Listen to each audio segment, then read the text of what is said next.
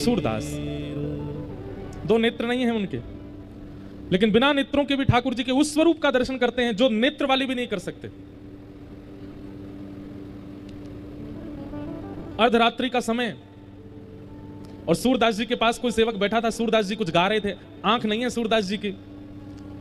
सेवक ने पूछा, सूरदास जी आपको ठाकुर जी दिखते हैं? बोले हाँ, मुझे ठाकुर जी ही दिखते हैं और कोई नहीं दिखता। अच्छा तो एक बात बताओ, अभी ठाकुर जी कहां हैं? इस समय अर्धरात्रि हो रही है, बताओ अभी ठाकुर जी कहां हैं और क्या कर रहे हैं? तो सूरदास जी जोर से हंसने लगे और हंसते हुए बोले, ठाकुर जी गिरिराज जी के पास में एक गांव है, वहां गांव में एक गोपी, वो पूरे घर को भोजन प्रसाद पवा दे, सबन को सुवा दे और रात में रोज अपने घर पे चूल्हा चेताए करके और गरम गरम रोटी बनाए के रोज बाट निहारे कि ठाकुर जी कभी आओ, आकर के मेरे घर को प्रसाद पाओ। मंदिर में तो रोज एक साई भोजन मिलता होगा आपको, मैं नई नई सामग्री बना करके पवाऊंगी, ठाकुर जी आप आओ। ठाकुर जी वही गोपी के यहाँ गए और वाकई हाथ से रोटी खा रहे हैं, हाथन की बढ़िया पानी लगा करके रोटी बनाई है, वही पा रहे हैं ठाकुर जी, अभी मुंह दिख रहे हैं। सेवक बोला, कहां पर रहती है ये गोपी? बोले पास में गांव है, वहां गांव में एक पोखर है, उस पोखर के पास में तीसरे नंबर को घर है, वही घर में है।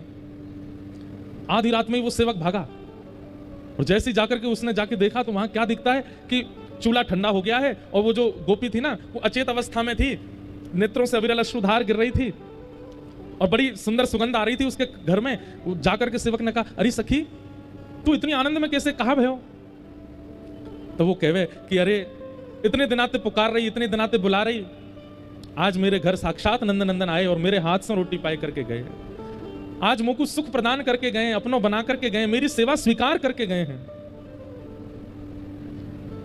उस सेवक ने जब ये बात सुनी दौड़ करके गए और श्री सूरदास जी के चरणों में प्रणाम किया। बोले भगवान आप धन्य हैं, आपके पास नेत्र नहीं है लेकिन आपको प्रत्यक्ष पता है कि ठाकुर जी कहां क्या लीला कर रहे हैं, कैसे।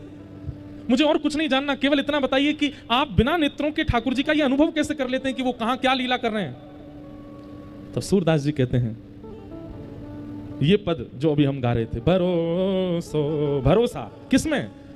दृढ़ चरणन केरो, अपने गुरु के प्रति प्रगाढ़ भरोसा, गुरु के प्रति अखंड भरोसा, गुरु आज्ञा के प्रति अविचल विश्वास, उसका यह प्रमाण है कि मैं नेत्र ना होते हुए भी ठाकुर जी की लीला का अनुभव कर लेता हूं, दर्शन कर लेता हूं।